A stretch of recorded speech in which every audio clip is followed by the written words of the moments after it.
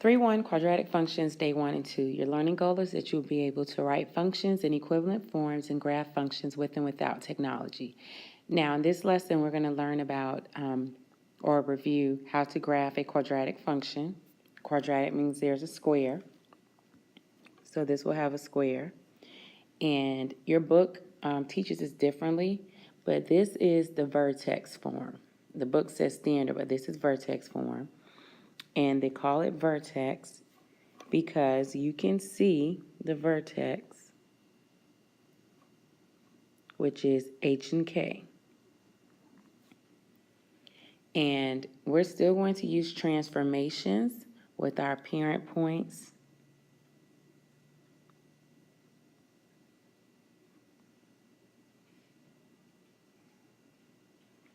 Zero, zero, 1, 1, 2, 4, and then you have the symmetrical points, and we'll still transform them where A is your vertical stretch or shrink, H moves it horizontally, and K moves it vertically. And the value of A determines whether or not your parabola opens up or down. So if A is positive, it's going to open up, which means your vertex will be a minimum value. And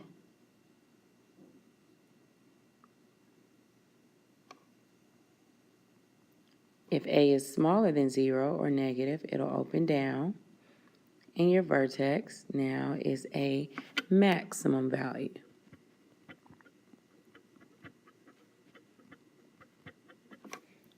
Okay?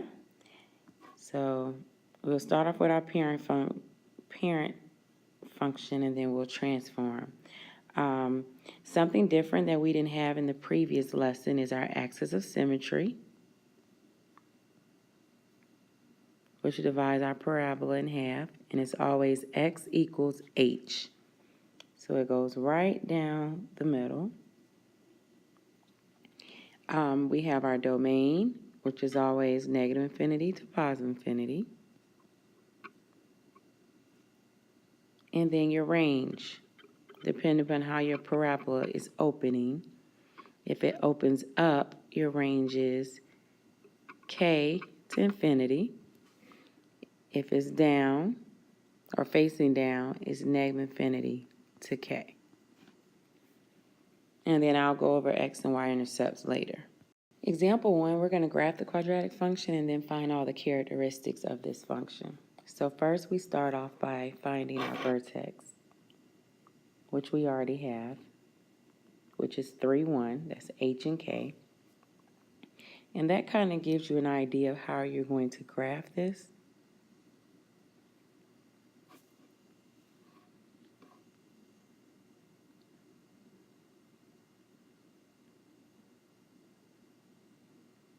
So I'm going to start off with my parent points.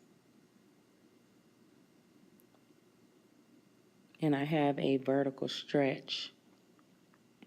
So I'm going to stretch it vertically first. Excuse me, my parent function.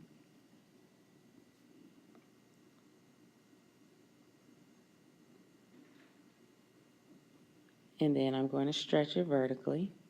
So all your y values get multiplied by 2.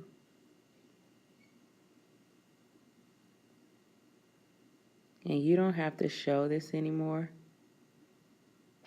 because they are not asking us to graph the parent function, but just to help you out.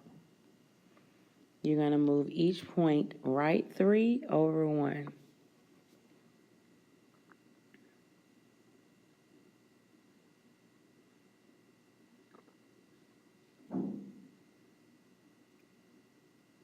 So here's your vertex.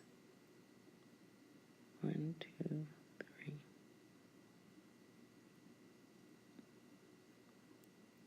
And it might be better if you use graph paper because it's kind of hard to see.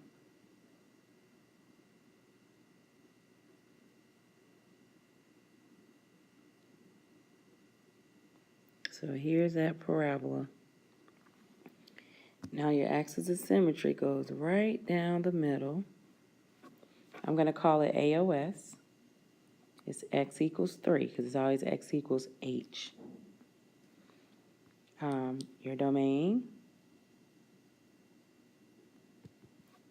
is negative infinity, positive infinity. Your range, since it's facing up, goes from k, which is 1, to infinity. X-intercepts. When we find your x-intercepts, you plug in 0 for y and you solve for x. But in this case, you can look at your graph and see that it's not going to touch the x-axis, so it'll be none. No x-intercepts in this case. Your y-intercepts, you're going to plug in 0 for y, and you're going to solve for x. Excuse me, I just said that backwards. You're going to plug in 0 for x and solve for y. And you're going to use order of operations. So I'm going to do parentheses first, which is negative 3 squared. Squared is 9 times 2 is 18 plus 1 is 19. So my y-intercept is 0, 19. Now you can't see it because your graph didn't go further up, but that is your y-intercept. Example 2, we're going to do the same thing, except this time they tried to be tricky and put the k value first, so I'm going to rewrite it. So notice my parabola's face will be facing down because a is negative. So I still have my vertex, which is still 3, 1.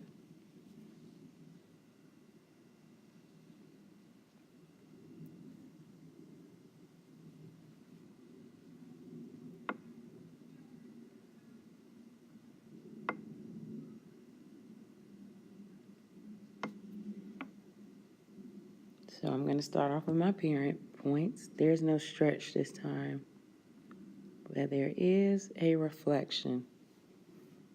So I'm going to reflect it over the x-axis.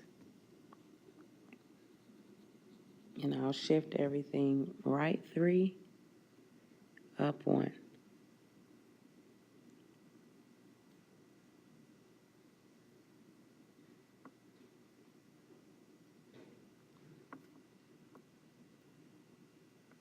And there's my graph.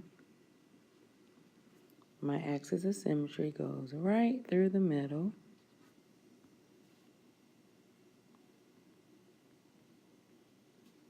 My domain is still negative infinity, positive infinity, but my range now is negative infinity because it's facing down to my k value, which is 1. That's the highest y value. This is a maximum now. And then my x-intercepts, you would plug in 0 for y and solve for x, but here we see that our x-intercepts are 2, 0 and 4, 0. Your y-intercept, you plug in 0 for x and you solve for y. I'm going to use the second equation. Remember, you do parentheses first. Sorry about that loud beep. Negative 3 squared is 9, but there's a negative in front. So that gives us negative 8. So my y-intercept is 0, negative 8.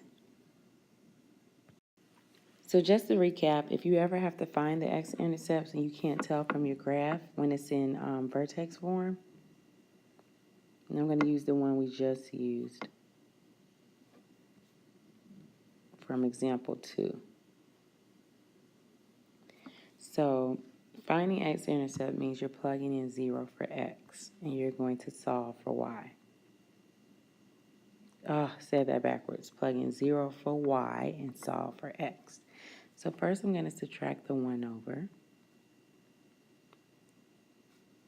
Then I'm going to divide both sides by -1.